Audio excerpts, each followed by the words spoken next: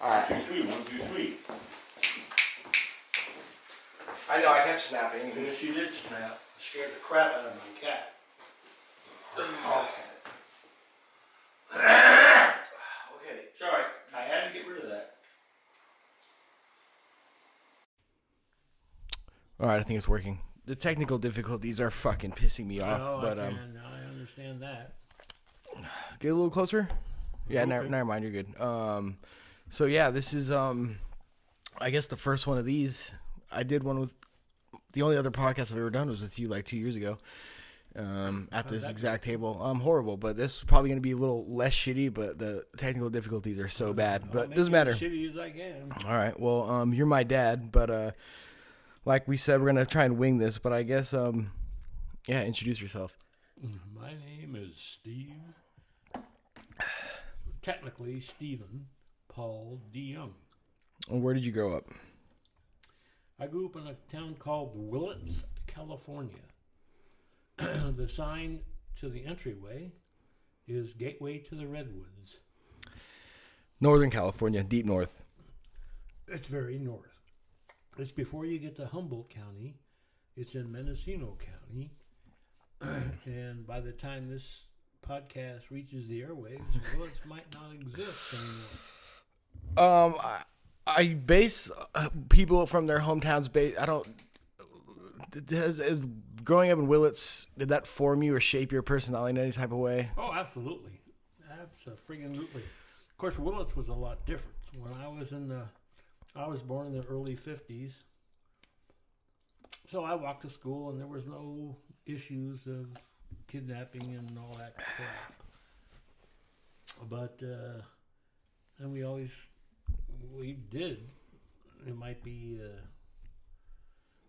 boring to some to hear this kind of talk, but we went out and played ball. We went out in the street, rode our bikes, played in the dirt. After school, obviously. And then we came home literally when the street lights came on. And that was our thing. Can't do that anymore. When you were growing up, I wanted to have you guys, you and your sister and all your friends, have that freedom, but we couldn't do it. Why? Because of all the crap of kidnapping and horse crap. But do you think that the same, because we were talking about it earlier, do you think that the same stuff was going on back then, but you didn't hear about it because there's no social media or the news wasn't all in your face spitting negativity? No, it could have been in the bigger cities, but not in a town like Willits. Mm-hmm. It was just a small town. Everybody knew everybody. I mean, there was probably some of that stuff, but we never heard about it. But even with social media, you had social media back then, word of mouth. That's probably sounds like the safest type of social media, face-to-face interaction, which is sad that that's becoming a scarcity, I guess, these days. No, I agree with that. Holy crap, you can't rely on anything. You hear something, you go on the web, you go on Facebook, or I just do Facebook is the only one I'm familiar with. Not all the other ones, but yeah, you got a bunch of, you could say whatever you want, and you could try to make it true or real. And there's so much doubt, and that bleeds into the major media networks, and they have the same thing to try to keep up with them. So you don't know anymore, what's horseshit and what's real news. And I guess you could backtrack because that has to do with what I wanted to talk about. Let's talk about it then. When you went to college, San Francisco State, right? Yep. What were you majoring in? I was majoring in broadcast communications. And to my knowledge, you did not want to continue that career. No, I did. When I got into my senior year, things changed a little bit, so I saw... Hold on, what years are... What? 1975. Okay. So I still wanted to do it, because I had been doing it since I was a junior in high school. And I was pretty good at it. As a reporter, as an anchor man, hey, It's 10 o'clock, time for the news. But my senior year, I got kind of disinterested in it because the people, they were friends, but they kind of changed. The ones that had the opportunity to get a job as an anchor man. And I did a lot of anchoring, and I was very popular, and people wanted me to do it in college at the station. But I shifted. I wanted to get into sports, primarily sports, but documentaries. I wanted to do documentaries. That was what I really, really liked to do. But I don't know. Well, I guess I don't know if you told me this or something I made up in my head. You kind of didn't like the not the phoniness of the anchor broadcast news world, I guess. Because you brought up Walter Cronkite. You're the first person to tell me who Walter Cronkite is, who's someone who just delivered the news. Oh, yeah. He was, I don't know about all of our idols, but back then, he was the guy. Because he would just give the news. He would just give the news. And what we needed to hear about the news, and it wasn't just Walter Cronkite. Obviously, he had an entire production staff and a bunch of producers and writers that they just gave the news. But now, God, you watch CNN and Fox and all these other people, you don't have a true Walter Cronkite anymore. You don't have anybody that's just going to give you the straight news. They all have to have an opinion. When I was an anchor, learning to become an anchor, I would have got kicked out of school for some of the crap that these guys do now. I mean, just back then, if I was given a newscast, hi, I'm Steve DeYoung, here's the news at noon from San Francisco State. So, but if I went to a story and said, okay, there's a issue in the one of the dormitories, and if I raised an eyebrow, my producer and director would come out of the booth and drag my ass off the stage because I was editorializing or inputting my personal opinion into it, or my station's opinion. And man, now it's no matter where you go. I don't know if it's just based on politics or if it's this drive to get more viewers based on certain political opinions. I don't know. But it's gone crazy as far as I'm concerned. So, like I was telling you earlier, when I watch Fox, CNN, The View, I watch it like I'm watching Saturday Night Live. It cracks me up. But can you say that's, and I'm the last person to talk politics for two reasons. One, I'm not educated, and two, it irritates me. But don't you think that's dangerous in a way that it's like watching, you're comparing the news to, and I agree with you, but isn't that kind of scary in a way that you're comparing the news to Saturday Night Live, which is a parody of current events and shit? So it is kind of a skeptical kind of situation to compare those two, because one is supposed to, inform you about what's going on, the other's to make you laugh. True. And so when I say SNL, to me, when I compare that to the existing news, that's drastic, but for me, I laugh because. Well, yeah. But for others, no, it can be dangerous. It can be. It can influence your opinion,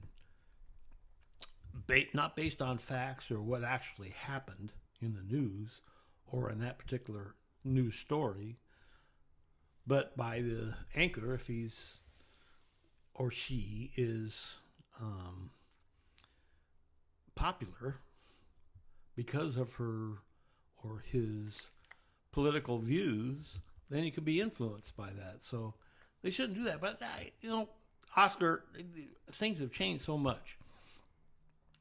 When I was doing the news, when Walter Cronkite was the guy and Huntley and Brinkley on another network, which you only had 3 networks back then, before cable, you just kind of turn on the TV. Vietnam. my dad and mom watched the news every night because my brother was stationed in an Air Force base in Saigon during the war. And they would watch that stuff. But there wasn't a lot of... It was just, here's what's happening in the war in Vietnam. And the news was just that. But now you can... I mean, tonight, is Russia going to go into Ukraine? And they've been talking about it for 3 days. And it scares the crap out of people. Not just in the United States, but in Ukraine, in other parts of the world. It's not based on necessarily facts. It's based on people bullshitting. Or potentially bullshitting, but you don't know the bullshit from the truth. So it's journalism... Well, not just broadcast, but I mean, generally, journalism is turned into, I guess I have to say, politics. Politics in that, not Republican, Democrat per se, but liberal views and conservative views and all that crap. And after a while, like I say, I try to back it all up and look at it as not funny, but stuff I have to, throw away. The discount what the hell they're talking about. You know what I'm saying? Are you like tuning out, not paying attention, or Well, not following? I don't tune it out unless it's obvious crap. But I don't really tune it out. I just have to take it with a whole Grain of salt. sack of salt. Sack of shit. Sack of shit. You're talking about the Vietnam War. I've talked to you about that many times as well. That was obviously I wasn't around. I was, you were protesting against it, correct? Against the war. Well, I turned out to protest against it. I started out as a journalist. Get a little closer. Here in Santa Rosa, actually, going to college. I was asked by, he was an anti-Vietnam guy. And the radio, I can't remember his name, Oscar. He was very, very popular, KSRO radio DJ in the late 60s, early 70s. And he was a good guy. We always listened to him. But he wasn't talking about politics and crap. He was just a funny kind of DJ. And it was kind of... KSRO, I think, is AM. It was before FM really took off. But anyway, so somehow this guy in college, the activist, talked me into being a film maker. And this DJ was the head guy, so I had to follow him around. And there was a protest here in Santa Rosa down 4th Street. And there was a lot of people there. So I followed him around. He was doing the narration of what was going on. And I don't know if it was for his radio program or if it was for this anti-Vietnam war group.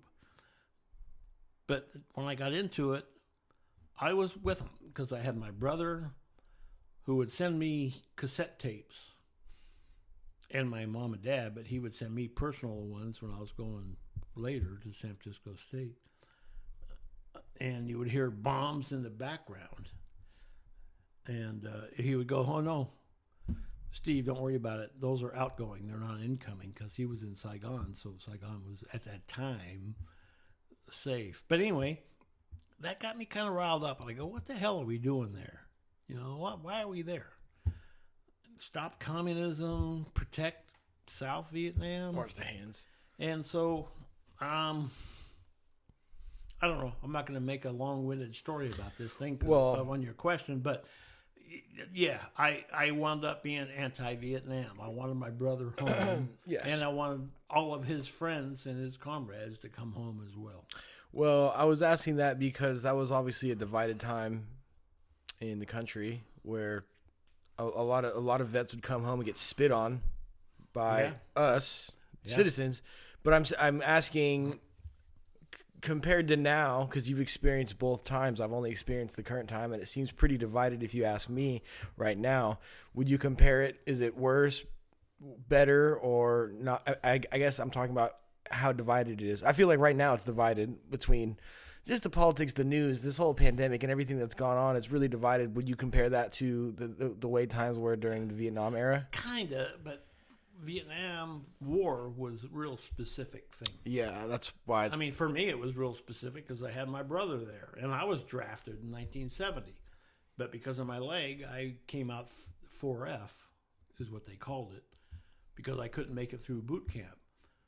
But I even kind of contested that. I said, I'll go.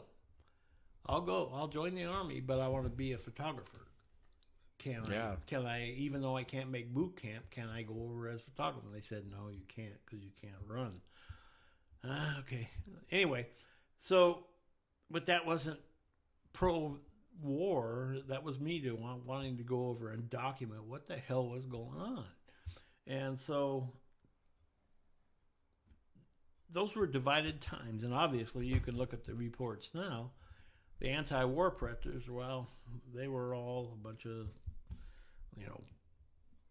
whatever, wanted to take over the country, but it had nothing to do with that. It was just against that stinking war. Nowadays, no, I can't really compare that because I don't see the vitriol. I don't see the angst against something like a Vietnam War. I just see just screwy politics and crap.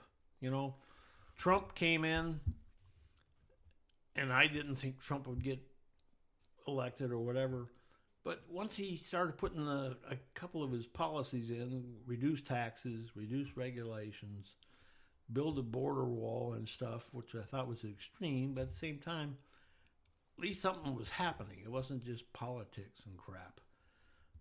So I still not in favor of Trump per se as a person, because he had a unique personality.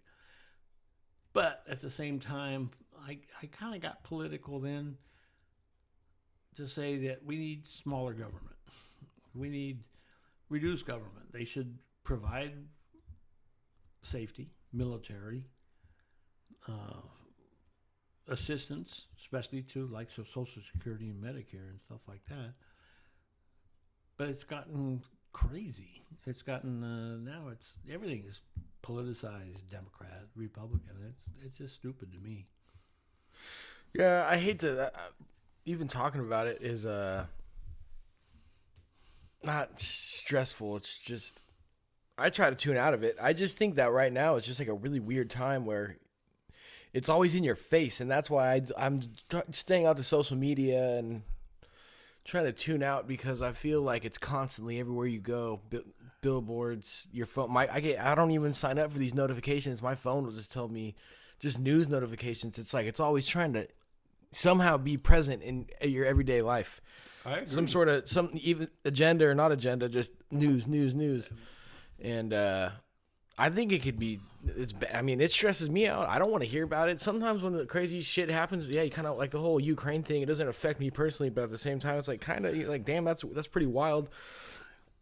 But I tend to tune out on purpose. But to me, it's just crazy how it's everywhere. It's everywhere. They're trying to keep you informed and follow this route. No, follow our route. No, listen to us. It's just like I don't want to fucking listen to any of it. I don't want to be on social media either. I don't want to watch other people get married and have kids and who bought that house. I also don't want to see the Ukraine. I don't know, all of it. I just think it's all in your face. This whole technology era is only getting worse, and I think technology is obviously in a lot of ways is great. It's cool that I'm doing this podcast right now, and from 20 years from now, I could look back and watch this because of technology. Right.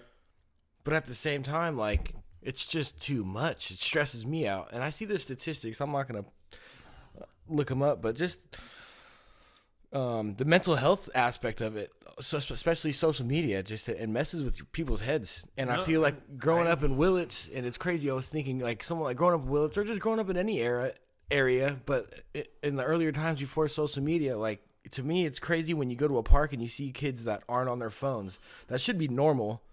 But to me, like I was playing basketball at the park the other day, and I saw a bunch of kids like not on their phones, like playing outside. And that's weird.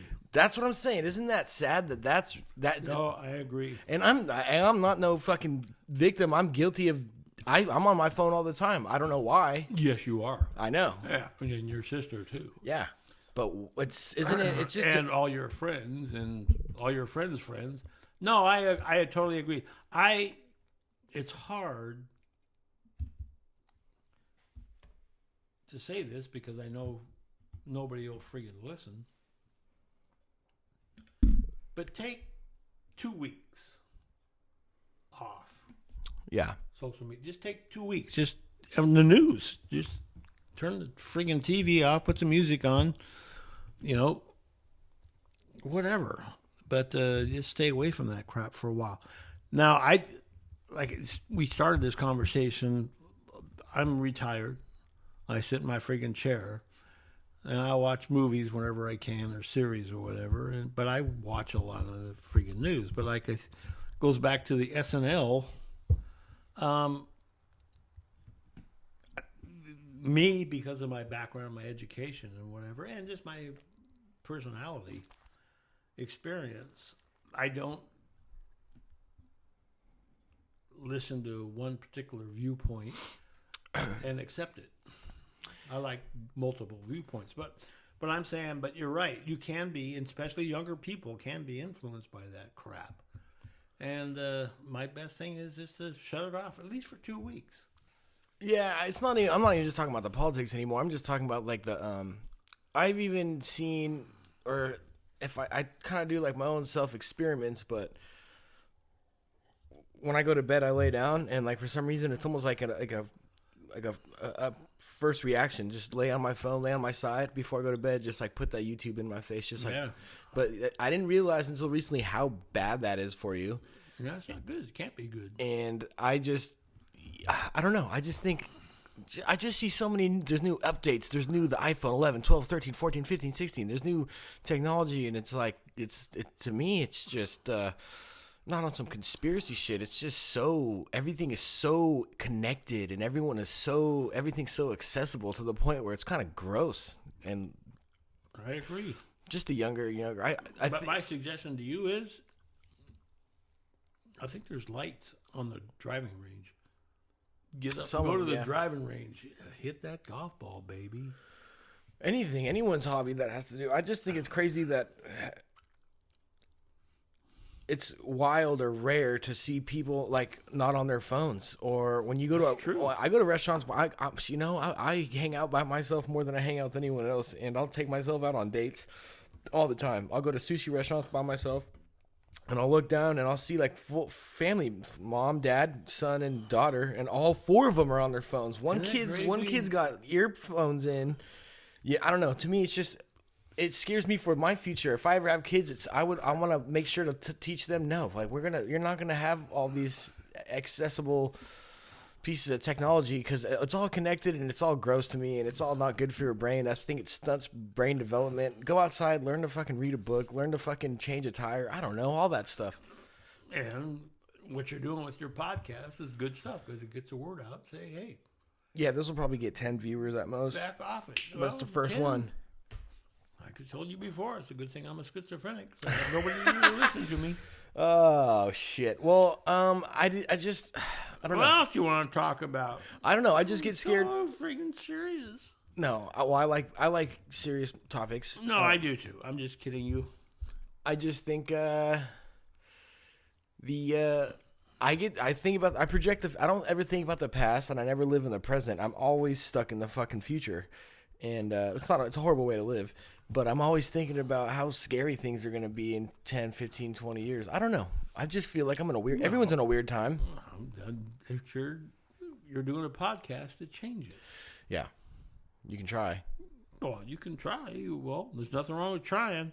But if you can change a viewpoint and say, hey, stop the cell phone. Stop all the technology crap that's infiltrating. I mean, I'm an older guy, obviously, so... With a particular interest, with my degree, so I've always been interested in that stuff. I mean, when I was in college, when we used to talk about Walter Cronkite or use him or Huntley Brinkley or the guys back in the 60s that would do the news and present the news. And obviously, I was a writer, studied journalism, writing. And but even when you're a journalist and you write for a newspaper or television or radio, it started, and I questioned it in one of my classes, Professor Miller. I asked her, I said, okay, so when I read the newspaper, I'll see a headline. Vietnam is going to get worse in the future. Then I read the article, and it says, "Oh, people are starting to back off from Vietnam. The regular people, not the politicians necessarily, but they're putting pressure on the politicians, the government officials, to get out of Vietnam." And I hate to bring it back to Vietnam, but it's just an example. Goddamn Vietnam. And she goes, "Well, Steve, you can take a class in writing headlines." I didn't know that. When you read a paper now or the television, when you see the headline or the bulletin, at 6:15 we're going to have this story, that's written by a totally different person than the person that wrote the story. The headliners, I don't remember what they called them. And I said, well, that's fine, but they write a headline to get you to read the article. It has nothing necessarily to do with the truth or what the article is talking about or if there's any facts related to it. Well, that's true, Steve.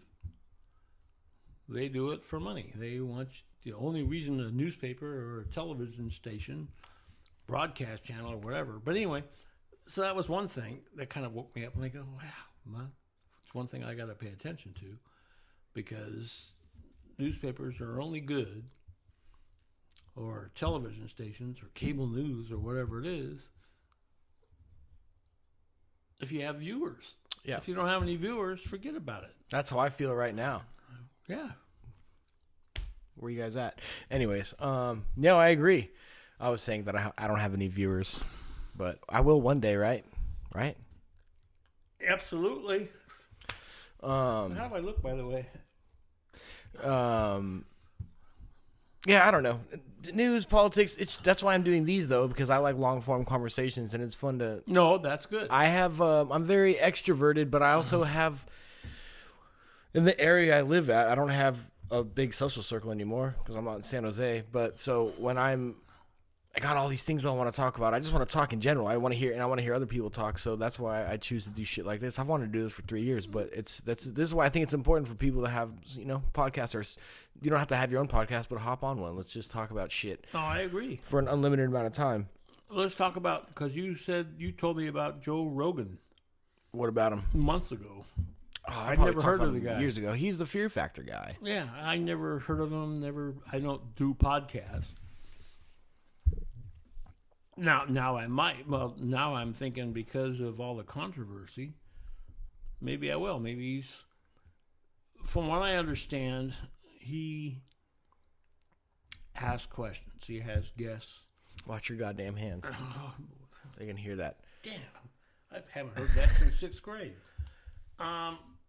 But anyway, so not that I'm going to be following him because I'm not that interested in that stuff, but I totally agree with what you just said. Just having a conversation. Yep. And you're not coming from a political or a biased viewpoint. Just have a conversation. And from what I understand, he's that kind of guy. He just asks questions. I don't care if it was conservative or liberal or whatever. He just asks questions and gets answers from people. He's the most, yes, and the way he does. But there's a bunch of podcasts are just the new radio, So there's a bunch of people like that do that. Yeah, but that's why I just think, as like I was saying, as an extrovert, this is something that it feels good to talk. And I wanted to ask you, because you're older, and I am. I mean, fuck, look at the difference. Anyways, I'm taking a psychology class right now, psychology of death and dying. That's a great class. And I know I already told you about it. I called you when I said I'm going to sign up for a class, and you seemed disappointed, but No, I wasn't disappointed. not disappointed. That sounds not disappointed, It's but not a goal of a class that I would want. But. well, yeah, no, I don't take it because of that. But death is, I don't want to get all. Let's talk about death, man.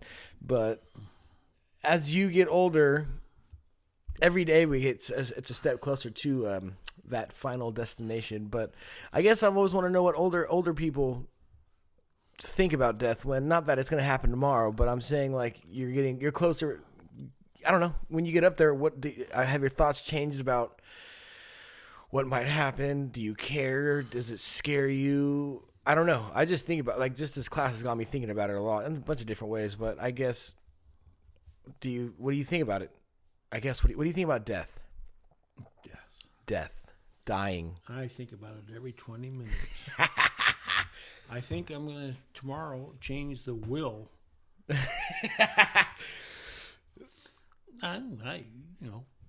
Well, in different ways. We all die. Yeah. You're gonna die, Oscar, and I am too. Are you fucking before serious? you, with that cat over there is gonna die. I mean, all die. So, what's your perspective? Death only affects the people that are still living. Okay. You can have your own philosophy on what happens when you die. Is it all just blackness and that's it? That scares me. My personal belief, if that's what you're after, there's no way in hell. All my loves, all my hates, all my challenges, all my goals, all my succeeds, that doesn't die. Yeah, I agree. If I croak right now, can I still see you and talk to you? I don't know. No, probably not in a physical form. You and I back and forth, but I've never, since you were born and your sister and everybody else I've known, I've never considered you a body. Yeah. You're a personality. You're all of that. That's not stuff that goes away with your body. In my opinion, just my opinion, I'm not philosophizing or religiousizing or anything like that. I'm just saying that's my think. I think my mom and dad, my brother, all my friends, all the people I've known that have passed, do they go to heaven? I have no clue. They're not still around because their bodies aren't around, but are they still around? God, how do you kill somebody, or how do you kill all those things? Their loves, their hates, their abilities, their creativity, everything that a person has, like we have now, and I've had for 70 years. You know what I'm saying? No, I just don't think that can go away. Now, is it just a memory for other people? Maybe. So, I mean, I don't have any answers. I have no idea what happens when our bodies go to hell and we bury them. It's not so much you can't have answers because we don't Until know. you die. But I just this class, and also just I think like death is the one thing that everyone has in common. Everyone. That's true. But then I just think we're talking about divisive shit and just division and this and that and this person feels that way, this person feels that way. I just think that when you die, like that's the one thing that everyone experiences. And so when there's fights over religion, especially religion, like a lot of that has to do with death. It's like I think death is the ultimate, not answer. That sounds dark, but that's what you'll figure everything out once you die. That's how I feel. Like, not that you want to die soon, but instead of fighting, we're all going to die one day, I guess is what I'm trying to say. So what the fuck is the point of, It's a game. I've been saying that life is a game, and that sounds cool, and that's not trying to sound like a cool guy, but I just think life is just a giant, just kind of a game. Like, how are you going to play? That's true. But when that life is over, your body is put in the ground or set on fire or whatever. It's a body. I don't think all the things I could tell you on a podcast Yes. of my life, my creations, my losses, my hates, my loves, Yeah. A little closer. any of that is my body. You know what I mean? No, I hear you. Or my brain. I just don't. I think there's something else around us. Yeah. Not something you can see or feel. Yeah, no. But they think there's something more than just a piece of meat. Oh yeah, no. That's just the not the. That's just my thinking. I don't know. Well, I So also, to answer your question for death, Well, I say live. okay, that's a God. See, that's a good. It's so simple, but it's so not simple. It's just Yeah, that's just live. yeah. But I guess let me write. What about dealing with? I mean, your parents have been gone for a while now, and your brothers, but like dealing with the grieving aspect of it.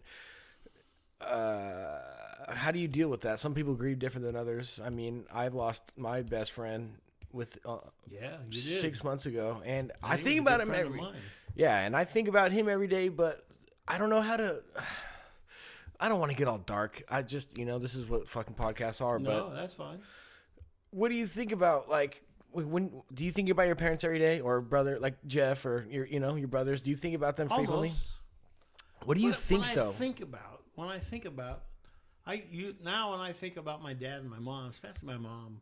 My dad and I were close, but my mom was just an angel. Mm-hmm. And my brother Jeff, I mean, he had all kinds of problems. Vietnam, came back a veteran. My friend Larry, I can go through all of that crap, and I don't want to. But Yeah, I know. I think about him, but I don't think. I think about the good times that I had with him.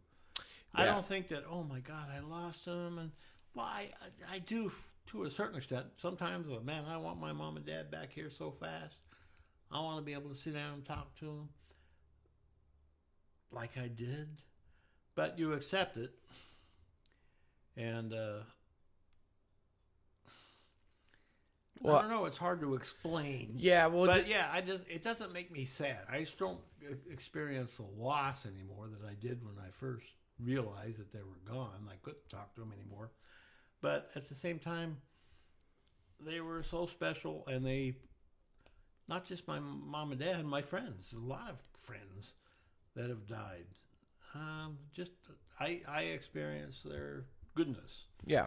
the pleasure I had with them, the Yep. funny times I had with them. So over time, that's how I look at them. A little closer. And I didn't realize. I mean, I kind of knew about this, but I guess growing up with you, I didn't think about it like that. But I didn't realize how deadly polio was. I thought polio was kind of how you had it. I didn't know it was something that wiped out hundreds of thousands of people.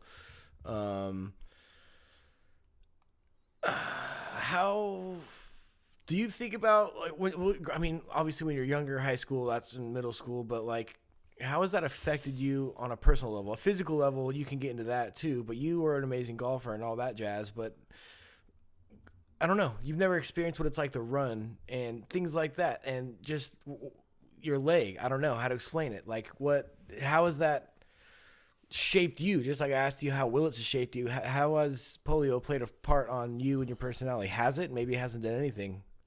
But that's like it's just like a big thing to, grow up and live your whole life with, which if anything, you got the better end of it if you got it, just because of how deadly the disease is. I don't know how It's funny. how was that, I don't know, shaped you? What about before I started not being able to walk anymore? Just a side note, I am just demolishing these questions. I am not fucking asking them too you're straightforward. Totally demolishing. Hello. It's funny, about 8 years ago, I started, well, more than that, for the last 15 years, my back has been going bad. And I tried shots in the back and all that crap, and I went to sent to my second or third Talking to Mike. neuro. You know what? This microphone, I know. you should be able to tighten the damn thing up. Yeah, I know. This is bullshit radio station, I can tell you that. Anyway, 7, 8 so years he ago. goes, so I said, I had polio when I was a year old. It crippled my leg up to the hip. And he goes, well, and I said, but now my back is going bad. It just hurts. I took my kids to Disneyland, and that's when I first noticed it, because I couldn't walk from the hotel to Disneyland without taking a stinking break. And if you point anything at my fingers because of your microphone one more time, I'm going to come across the goddamn table. I swear to God. Anyway, he goes, I don't even understand how you walk. And he goes, can you stand up and walk across the, his room? So I did. And he goes, I figured out how you did that. That's pretty clever. And I go, what are you talking about? I've been doing this forever. And he goes, yeah, that's what I understand. But he said, you had polio when you were a year old? Yeah. Well, 16 months old, year and a half. And he goes, I figured out how you did it.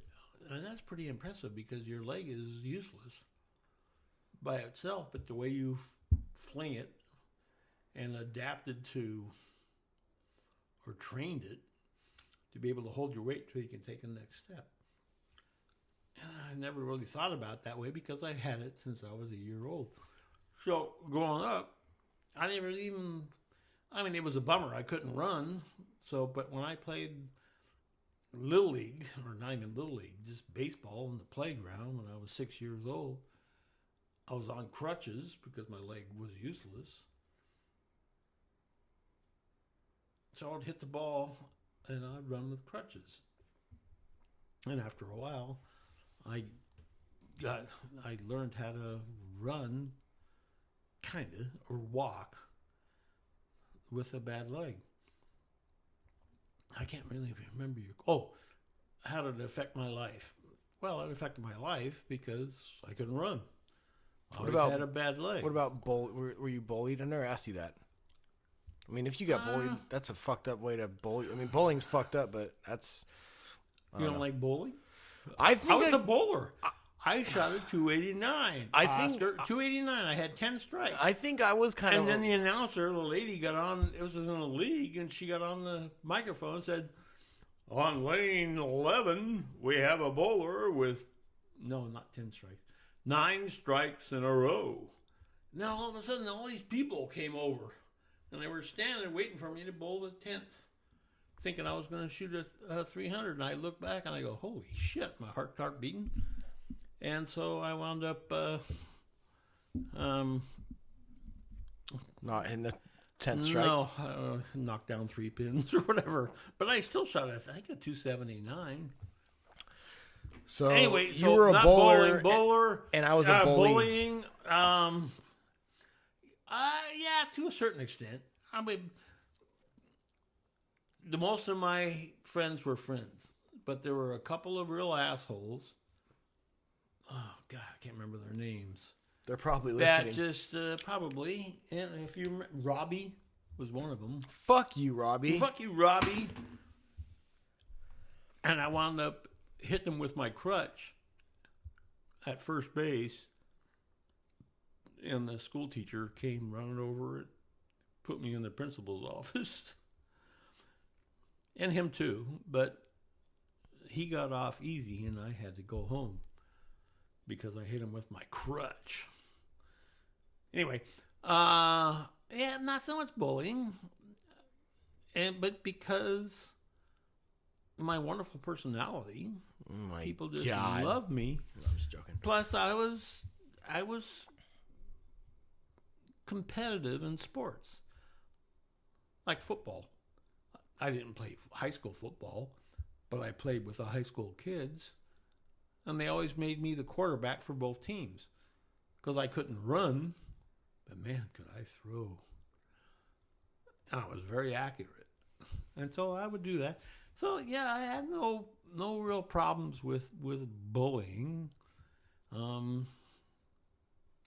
So it didn't affect. I mean, it affected you in certain ways, like basic things, like you can't run. Well, But it did, but I compensated for it by becoming an 8 handicap in golf. All-star pitcher in baseball. So I compensated for that, but for the not running part. But for a guy that couldn't run, I wound up being a pretty good athlete. yeah, that's. Young athlete. Now I couldn't throw a ball to the front friggin' door. I just thought of. I didn't realize how deadly polio that disease was. I didn't know. I thought it just disabled people. I didn't know that it killed people. Oh, it killed thousands, hundreds worldwide. It's still happening. Oscar, it's still happening. That's why. Well, isn't there a vaccine for it?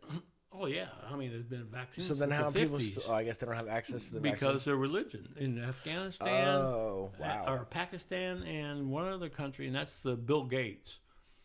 Oh, I don't necessarily agree with the founder of Microsoft. Fuck Bill Gates. But he spent hundreds of millions of dollars getting vaccines and education into these countries where polio still exists. So you got to admire him for that. Yeah, but I guess I'm gonna fucking take it this route. God damn. You take it whatever route you want. Well, obviously the polio vaccine's a good thing. Oh yeah. And but the thing is, that was a 10-year process, I believe, of them making that. And so No longer than that, actually. So that's- Salk came up with it. Dr. Salk. Salk? Salk. S-A-U-K. So Developed the vaccine. that's a vaccine, and I don't want to get into the whole anti-vax mandate. It's just this is current shit that's going on. Like, I keep hearing about these Canadian truckers, and I don't pay attention to it. But what do you feel about a vaccine for the current shit that's going on? I got it. You got it. No, I know, but I'm saying the whole force. I just keep hearing about losing your jobs. What I heard was 90% of the truckers that are protesting in Canada are vaxxed. They got the vaccine. They're protesting being ordered to. Yeah, that's what I'm asking. Okay. Do you feel like it's necessary to force someone, or else you'll lose your job, or you'll? No, Oscar, you don't know me politically. I don't really. But at all. I am not for mandates like that from a government. Okay? You got to make your own decision. No, I agree. Based on not the bullshit we were talking about before, Facebook and Instagram and cable news. You got to base it on, okay, do some research. Is the vaccine safe? Is it going to make me pound on the table? You know what I'm saying? You must be vaccinated then. Fuck. I'm just saying it's my decision. So I made the decision. I got a vaccine. Whatever. It had nothing to do with polio. It had to do with what I saw based on metrics. Remember, I was a manager at Lockheed. I based most of my decisions on metrics, on stats. Okay? Don't come into my office and say, well, we got to change from blue to green everything that'll cost millions of dollars. So why would we do that? Well, blue is better than green. Okay, show me some stats to show me blue is better than green. Well, my mother-in-law likes blue. You know what I'm saying? No, yeah. I'd kick him out of the office. So I'm going to go, if 80% of the people want blue over green, then I'll consider that. Show me the cost, blah, blah, blah. I'll make a decision. Same with anything else when it comes to stuff like that. If 100% or 80% of the real doctors say, yeah, vaccines are safe. Now, whether it works or not, if only 70% work, that's not a bad stat. No. But if 80% of the docs say do it because 70% is good, then do it. Not because somebody doesn't want government. I agree with governments. They shouldn't mandate. You forced or you lose your job. You're out of work. You have no money. No, that's going too far. Don't do mandates. You do a better job of educating people and being a straight shooter when it comes to giving the facts. Yeah, and I don't like to. Am I boring the crap out of you? No, I was thinking. I mean, I don't know. Not too many people are going to listen to this, at least the first one. But No, they better. I'm going to be pissed off if you're not listening. Unless, besides like the vaccines, like the whole mask thing, and I don't like. Honestly, I'd rather my opinions, not opinions. I just kind of like being more on the mysterious side. But these are things that I was wondering. Like recently, I walked into the gym, and I was, oh motherfucker! Oh, Jesus Christ! Who needs video? Hold on. Oh yeah, well I guess we'll just keep going. Fuck it. Yeah, screw it. You walked into the gym, and you have to have a mask just to walk into the gym, right? Just to go to the front fucking desk and scan your shit, and then I agree. That's just bullshit. But when you walk past, then you can take it off. And to me, it's like, what are we doing here? Like, what are we exactly? Well, it's not even like I don't want to wear the mask. It's like, well, what the fuck are we? Like, I don't understand. It's not like me trying to be a dick. I just don't get it. Right. I don't have to. I have to wear the mask for 5 feet into your fucking gym. And the second I walked past the front desk, I get to take it off. Across the street, they don't require it at all at the other gym. And then you go to Safeway and you have to wear it. And then you go to this. It's like I don't understand. I totally what agree. This means. Out here, this is the first time being in Santa Rosa where I didn't have to wear it today. Yeah. Where I'm at. In my area, in the 916, in my county, there's 2 counties, but my county, you don't have to wear it. Right.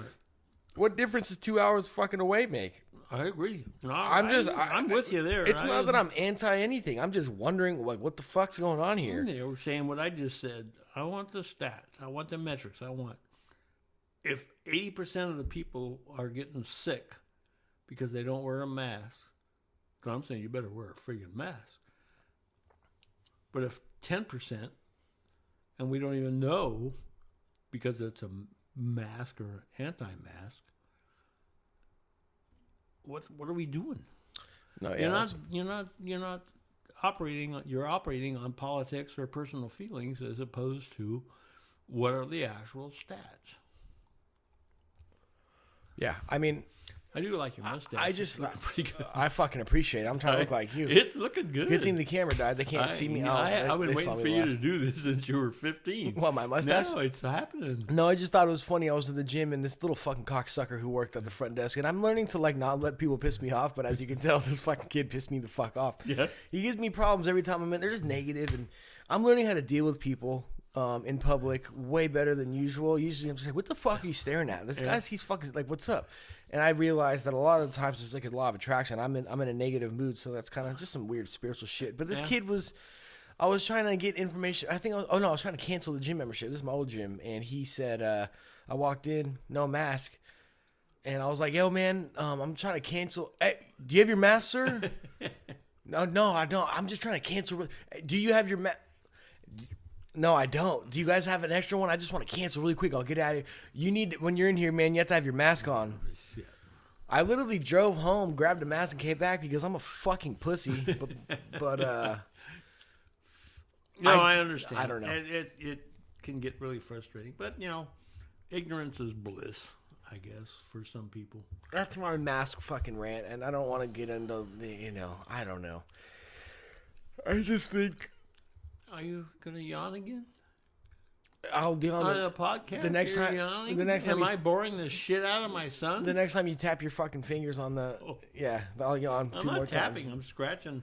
I didn't realize there's dots and scratches all over my freaking table, but this table's been 30 years old. Remember when I was sitting in the chair over there and I just like broke it? I was just sitting down and I just. Like, oh yeah, I remember that. Thank you very much. Does that mean I'm fat? You fucker. I actually am in great shape right now for me, but I'm nowhere near where I want to be. Anyways. I told you I wanted a story because we were watching TV. Oh yeah. About racism and stuff like that. We're gonna talk to you a little bit about that. Do I have time? Yeah. Okay, I'm gonna tap on the table. All right, you want to talk about racism? I didn't bring this up either. You randomly said. We were watching TV and we're What's going on? George? Yeah, that's George. What the hell's he doing? I don't know, but let's hear about this racism. No, I was just gonna say because we were asking, you were talking about it, and it was on TV, the murder or whatever of racism. Oh my God, it's just going too high. But anyway, I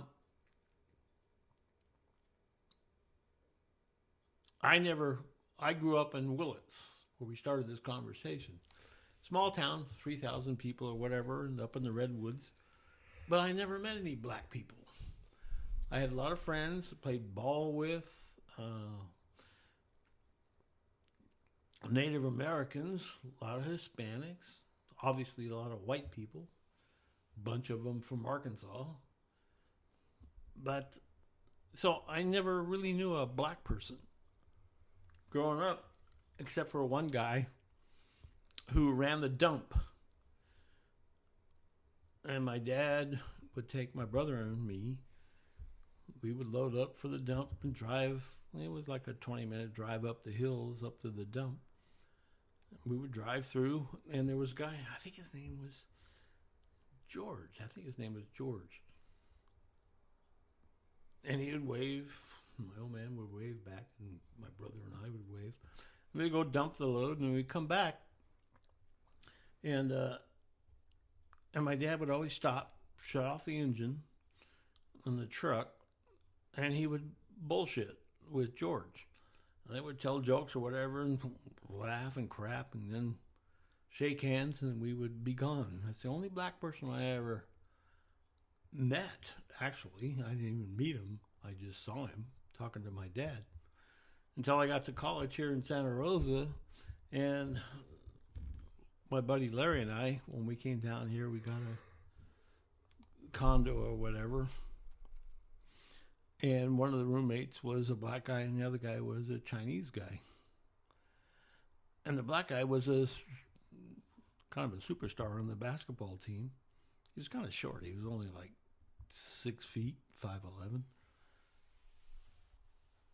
Anyway, so he was like the second black person I ever met. And so I didn't have he liked to drink a lot, but he had a lot of girls that come over to the house. So we admire him for that. But anyway,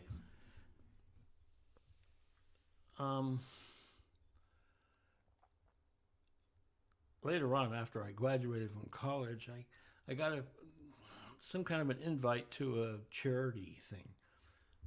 And we had to do didn't have to, but we were asked to do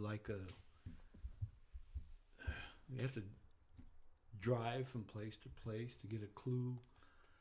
And you get the clue and then you drive to the next place. Scavenger hunt. And whoever finished first, some money was donated to this particular charity. And I can't remember what the charity was. Maybe drug rehab or something. Can't remember. But I had a friend, and I don't exactly remember how I met Oliver. Maybe as part of the program that he was in or I was in or whatever. Anyway, he was a black guy. Tall, athletic, and he was part of a band. But he and I just kind of hit it off. And we became friends. I call him Olivier, but his name was Oliver. So anyway, we're on this scavenger hunt, and I was driving my car, and it was through Sunnyvale and Mountain View. We had to go San Jose. They had to go to a lot of different places based on the clues, and you have to go to a store or a park or whatever based on the information on the clue. It was actually a lot of fun. So we were kicking ass. I think we were kicking ass. I don't know, but we were pretty good at it. But we got to this one store. Oliver and I were just having a good time kicking ass. And we got to this one store. It wasn't a 7-Eleven, but it was like a 7-Eleven. And I pulled up. Okay, Oliver, because I was driving, so he was doing most of the run around trying to find the thing. Unless he couldn't, I'd get out and go do it. But anyway, I drove up. And we're sitting there. I go, okay, Olivier, you got to do this thing, baby. Get a little closer. And we saw these two white guys, big white guys, walking by in front of the car. And I looked at them. for no reason other than the fact they were walking in front of the car. But I looked at them, and both their eyes were on Oliver, not me. But I didn't think of it. Whatever. And Oliver had kind of not a big afro, but kind of a half-assed afro. And but I saw they were looking at him. And I said, "Okay, Oliver, go do it, bud. It's probably in the, in the drink aisle." And he goes, "Steve, maybe you should go in and do this one." I said, "What are you talking about?" "No, you do it, dude." And he goes, "Nah, man, that could be a problem." I'm like, "What are you talking about?" He said, "Did you see those two dudes?" I said, "Yeah." He goes, "Yeah, they were looking at me. And we're on a good trip. We're having a good time. I don't want to get into that crap." And I said, "Why?" And he goes, "Well, look at me." I said, "Shit." It's something.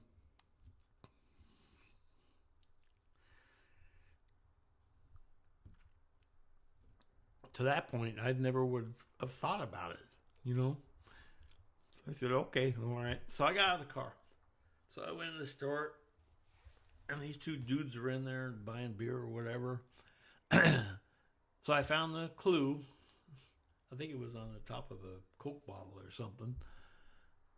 And I brought it back out, and I got in the car. Keep talking. Keep going. And so I said, "Oliver, I think we have it." And he goes, "Yeah, cool, dude." And he goes, "Yeah, sorry, Steve. Sorry I made you do that." And I go, "You didn't make me do that, but I kind of understand what you're thinking about. But I can't really get what you're thinking about." And he goes, "Well, the way they looked at me, and it's not the first time I've been looked at like that for a couple of dudes, white dudes. I just didn't think it was right for me to do it and go in there with them. It'd be better for you to go in there with them." So I said, "Man." And it took me a while. I said, "Olivier, I got to take a break here." And he goes, "Yeah, well, we're doing good, Steve." I go, "Yeah, I know, but then, I'm just not used to this shit." And he goes, "Yeah, I'm not, I understand. I'm not going to play up to it, but it was better." Anyway, we drove away to the next clue or whatever. So that was my introduction to... What year was that? I'm going to say in like 1978, 1979. No, early 80s, 81 or 82. Even that seems fucking late for that shit, Yeah, I don't know. Late. Either way. Obviously, I was familiar with the 60s. And that's what I'm talking about. But isn't that sad that that's even a thing? Well, that's what reminded me of it, because you and I were watching TV the other day, and the shit's still going on. Now, it's gone too far the other way. Now, everything is racism or whatever. That, to me, the way those guys looked at Oliver, and how Oliver, a great guy. I mean, he was in a band. Makes you kind of sad, doesn't it? It does. I said, what the fuck is up with that? You got a little choked up there. The camera was off though, but it's back on. Sorry, I didn't mean to get choked up. No, that's good. It's beautiful. It's all natural, baby. But it did affect me. And so my viewpoint on that changed. Now, I'm a manager, so I look at metrics and all that crap. And I still do. But that gave me some indication. And it's not like I was just naive, really. It's not like, I planned it or whatever, or I'm an advocate. But that just gave me a reality on what a lot of these guys have to go through. And I think it's total bullshit. Me too. So, anyway, that's my my philosophy now, I have to say it's not driven, but I have to consider that experience in whatever I make a decision or on something that I see in the news. Well, I think it's crazy that's 2022 and shit's. Even like 10 years ago, you didn't fucking hear about it like you do now. It's like it all made a fucking it's all back in style. Like racism was back in. I don't know if that's true or not. Remember, let's go back to the original conversation on podcasts and news. Is it news? Is it not news? Oh, are you talking about? Are they talking about it too much? Like, is it really racism, or is it just a word that you can use to justify whatever political position you're in? I mean, I agree. I can agree. I mean, this is Sunnyvale, California. This is Silicon Valley. No, I know. This wasn't in... And it's in the 80s, which is weird. Alabama. Yeah, no, I understand. I think it's weird. But I had that... The fact that I had that feeling and that I was in that situation with Oliver, who I considered a good friend. I want to find out what happened to Oliver, because he and Gregory, he was in a black band. And they were good. It was before rap, but so man, they were good. I would like to know what happened to those. I think people. I don't know. Racism is just like I don't want to be stupid. No, I know, but I just don't want to be. I don't want anyone to. I wish it wasn't around, but I just hate being around it. Not that I'm around it. I'm saying that I don't. It's just stupid. It's just weird. Really, look at it. It's stupid. But it's with everyone, every type of race, every type of whatever. It's just like, what the fuck? Like going back to the original fucking conversation about death, we all die. We're all gonna die. We all bleed red. That's how I see it. So what the fuck are we? But in 2022, there's there's drones that can drop off your groceries. There's electric cars that can drive themselves, and you're still tripping about just racism. Shut the fuck up. I agree. It's so annoying. I totally agree. It's stressful, and that just goes back to the dividing I was talking about. The whole divisive. I don't know, man. I didn't grow up during the fucking civil rights movement era, and I didn't grow up in the South looking at all the shit from different perspectives, but it's crazy how you see it now. I'll just say, like, I don't think I've ever really seen it in person too many times, but that's good. No, I know, but I'm saying, like, just in the news, everything is this person.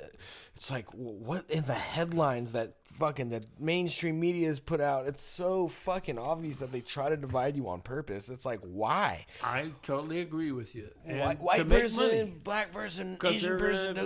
Why does it matter though? I agree. I totally agree with you, Oscar. And it's not like I'm trying to. Yeah, man. No. I'm just wondering, why does it matter? I don't understand why it matters. What you fucking look like. I don't know. It doesn't. It just irritates me. And that's fortunate for me. Look at me, for Christ's sake. Well, you're ugly as shit. Actually, not too bad. I think. I'm glad you got the Oscar mirror here. Anyway, I totally agree with that. Sorry, I'm yawning. And there's things. Yeah, you are yawning like crazy. I'm boring the shit out of you. No, I'm just stressing about the camera. I'm actually pretty impressed with me. I love me. Anyways, I think I was talking to my buddy Joe. Shout out to my boy Joe. He's not gonna listen. Hey, Joe. Hey. People that are so obsessed with one political party or the other, or so obsessed with one news outlet, or it's a bunch of people that can't think for themselves. They have to follow the leader on something else, or follow. That's been true forever. No, I know. It's just that he put that in my. I was like, you're right, like, because I don't do that. I don't follow one or the other. I kind of just like have my own opinions about shit. Could be wrong, but I'm not talking about race. Just anything, politics. Fucking favorite band. Does the new rap music suck? Is fucking movie, anything. It's just people that follow the leader on a bunch of shit. To me, it's dangerous. You can't think for yourself. You need independent thinkers out here. That's why I'm doing this podcast. You know what I mean? I have an opinion on that too, Oscar. No, I don't care about your fucking. Yeah, let's hear it. I'm going to give you my opinion, whether you like it or not. Right, George? I think this conversation has been really good. I appreciate you having me as your guest on your podcast. Numero uno guest, first one. Yeah. And don't forget. But what I'm impressed with is the fact that you're friggin' doing it. You spend 2 hours, 1, 2, 3, 1, 2, 3. It's still fucked. It's still broken. I know. But you'll figure it out. You'll do the research on it. But I'm really impressed with the fact that you're doing it. So this is fun stuff. Yeah, of course. I want to do it with as many people as I can find. Yeah, you're worried about death and dying. No, I just thought today I'd bring it up on this episode. No, I understand. And that's fine. You can do that because we all have those considerations. But this is living. What you're doing is creativity. It's to a certain extent artistic, which is really cool. No, actually, it's cool. You interview Joe Rogan, Tim Wolf Dillon, Blitzer, whatever. Wolf Blitzer. Oh, okay. Sorry, never mind. Okay. Go ahead. Fine. That's fine. That's fine. Cut me off. No, sorry. George, Sorry. get off that couch. Talk into the mic if you want to talk about this. No, I was talking to George, not their mic. No, it is artistic, and I do want to do it, and I want to sit here and close this wonderful. podcast off by talking about me. But yes, it's healthy. I think it's healthy. I think it's great. It's a healthy thing for me personally because it's something I want to do, but I think it's healthy for people in general to talk for a long, unlimited amount of time, unless the fucking camera turns off again. No, I totally agree. I heard that from somebody. Communication is a universal solvent. Wow. Well, it is. That's why relationships fail all the time because they don't fucking talk to each other. I'm single as fuck, so it doesn't matter to me, but... No, I'm not just relationships. I mean, just generally. No, yeah, I know. Communicate. When it gets tough, when it gets ugly, communicate some more. What if you can't? What if you can't get through to someone or it's just not going to happen? Yeah. Even if it's your best friend. Let's you and a close friend, or okay, how about even worse, a family member. You guys just can't see eye to eye. And I'm not saying this because I'm just saying... Hypothetically, what do you do in a situation like that? Do you cut them off? Do you just ignore them, or do you accept it? Maybe for a bit. A friend, if it gets too heated, a grandparent, a mom, a dad, a brother, a best friend. Just say, hey, things are cool. Life is good. I gotta go to work. You gotta go to work. We all gotta go to work. When do you think you cut someone out completely? 2 weeks later. You start the communication again. But when do you cut someone out of your life completely? Do you? I mean, there's some people. No, yeah. I mean, if it's somebody that makes you feel bad. Yes. If it's somebody that doesn't build you up a little bit. I've just noticed there's a lot of people that drain. Man, I don't want to get too. I don't know. It's pretty obvious certain people out there that I don't fucking like that I know personally. But maybe I don't like them. Not that I don't like them, but I've noticed that people will drain me personally. They'll drain my energy just being around them. It's like then you cut them off. It's just. But the thing is, you got to be. You can't change them. Cut them off. But you don't want to. I don't want to change anyone. That's if that's change their attitude toward you. Oh yeah. But I guess there's certain people out there that just want to change you or talk to you about what are you gonna do with your I have examples what do you want to do with your life, bro, or just nonstop questioning you, and I realize people that talk to you like that or that are pissed off and are negative towards you and always have negative shit to say to you. That's because they're insecure about their lives. But I don't have the fucking time for that shit. Absolutely. I already have enough on my anxious mind. I don't need someone else to try and come in infiltrate even more. So I've been learning just because I like to open up a lot, or I don't like to, but I open up a lot to people. Yeah. In a too quick of a manner, whether it's coworkers, someone I just met, and I just realized you got to take people not at face value, but you got to take things slow, even if it's just a friendship. I don't know how to explain it. I just let people drain me, and I've been realizing you don't have to just so much ignore them, but just kind of accept who they are and don't fall into the fucking trap that they want to get entertained. Exactly. If you're fucking annoying me, I'm not gonna swing on you, and I'm not gonna talk shit to you. I might talk shit, but I'll just be like there's someone right now that's just annoying me on a constant basis. And he's cool, but this a friend, I guess. But it's like always talking to me like careers, and this and that, and just there's people like that out there that just kind of like nag, and want to know about this and what are you doing and questioning. It's like, dude, I'm gonna live my life, all right? And you live your life. Don't worry about me. Worry about me if I fucking ask you for help and I'm concerned, or you're concerned about me. Right. I just think that I don't know where I'm going with this. I hope motherfuckers aren't listening, but No, I understand, but I just noticed that people can drain me, and I hate when I let other people drain me. Don't fucking bother me. there's nothing wrong with hating that, but don't do it. If I have somebody that criticizes me for whatever friggin' reason, I just think and say, what's your friggin' claim to fame?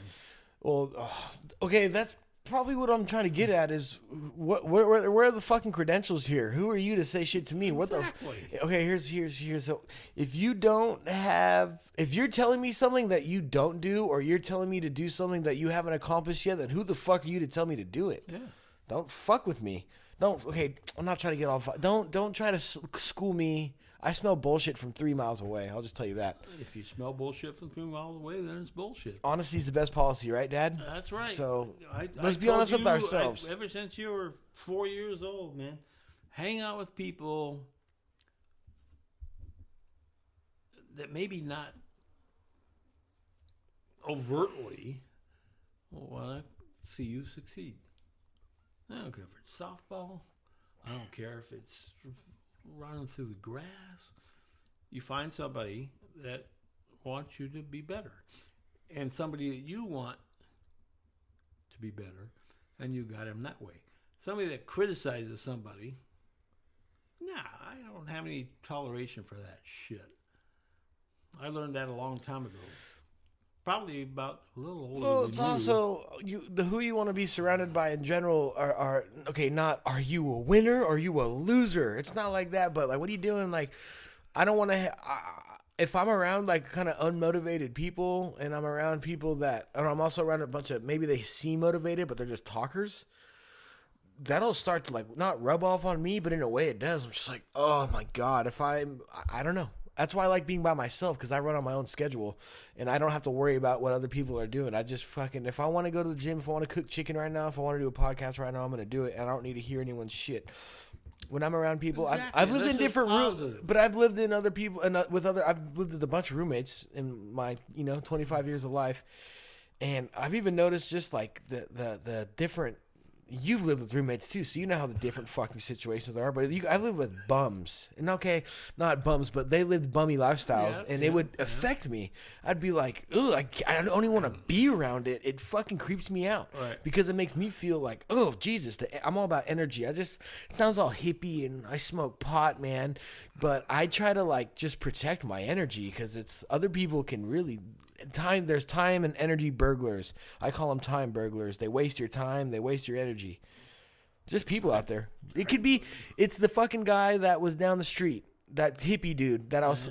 To me, it's just like, what the fuck was that? That's just a random encounter. What the fuck was that? Do you know anything about dark energy, man? Do you know about Satan? Like, what? That's a little far fetched, but I'm just saying, like, what the fuck? I don't want to. I'm trying to. If you have nothing positive to bring to like the table when it comes to around me, you can live the way you want to live. But just don't bring me down with you. I agree. If you want to fucking be a heroin addict, if you want to be a fucking racist, if you want to be a fucking astronaut, whatever the fuck it is you want to do, if it doesn't like help me in any way, or it's not positive and not positive energy, do it somewhere else. I totally agree. Does that make me a narcissist to care about myself so much? Not at all. It makes you human. All right. No, I totally agree with that. I went through all that. I had my best friend growing up who killed himself, smoked pot every day and whatever. He had a lot of money because of inheritance or whatever.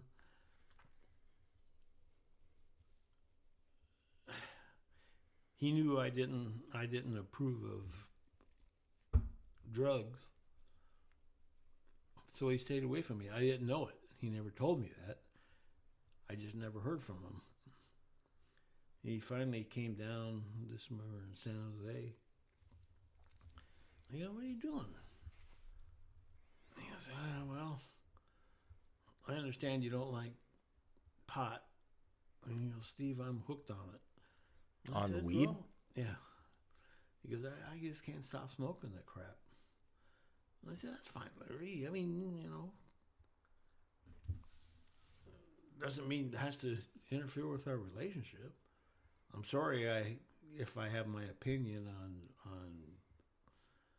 on drugs that I don't think they're good for you.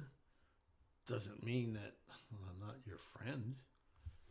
Yeah, I understand. That's why I'm here. And he wound up killing himself 2 years after that conversation. In his early 50s. Anyway, so I understand what you're saying. So you have to have the empathy. You have to have caring for somebody that you really care about. But you don't have to fall victim to it. What you're talking about is not somebody that cares about you. They care about themselves. Yeah, they want to bring you down with them. That's what I see. Like, I'm going... Yeah, stop that. Or when people, like, yeah, it doesn't matter. It does matter. It does matter. A couple of these motherfuckers that I'm talking about might be listening, but I don't give a fuck. Oh, what the fuck? Tell them. So I knock do. The that's shit the thing. off, or get out the hell out of my life. But get your own shit together. I do for the most part. Some people are just relentless, but I just look at it. A lot of people are sad. Well, you a lot be of people relentless too. A lot of people are sad, and yeah, that's true. I just don't want to deal with it. Sorry, I'll console someone that's sad where something happens and they need some help. But if you're just a sad individual and negative, I mean, I've been negative, but I try my best not to bring anyone down. I'll never want to bring anyone down. If you have somebody that's negative to you, that's not because of sadness. That's either anger or covert hostility to you, or they're just nuts. So those are the people, and I've told you since you were 4 years old, hang out with the people that, whether they obviously want to make you better, or they just do because they like you. And they want you to do good. They want you to throw a better baseball. Yeah. Hit a better golf shot. If somebody says, oh, you suck at golf, and so they're not a friend. They're not trying to be a friend. They have their own problems, so screw them. Tell them to go eat George's feces. Well, I just think I don't know how much longer we have. I don't know. I'm just saying that it's 3:15 in the morning, Oscar, and we started at 5 o'clock at night. Fuck, I don't know what I was going to say. I'm a horrible podcast host. You know what, man? I really appreciated this conversation with you. Hey, Steve DeYoung, 10 o'clock news. You got a sexy voice. I do. I was really popular. Cool. Well, you know what, man? I appreciate you coming on here. And ladies and gentlemen at Channel 4 News, I love me. Channel 4 News. What was that? Fucking black and white television back in the day? What is Stop this? it. San Francisco Stop State? it. Stop it. Well, I appreciate you coming on. These little closing it out. I'm just looking at I got to figure out these technical difficulties. It sucks when you have. Yeah, you really have to figure out these technical listens. Watch this whole thing. First time I've been in a radio station in a long time, and it's been really.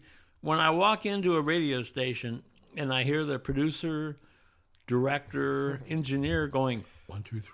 1, 2, 3, 1, 2, 3. I know I got a real problem on my hand. Yeah, I need fucking help. Maybe George can help. George! All right, man. All right. Appreciate it. Thanks for having me, Augie Polo. Yeah, number 1 down, and we'll do this again. All right.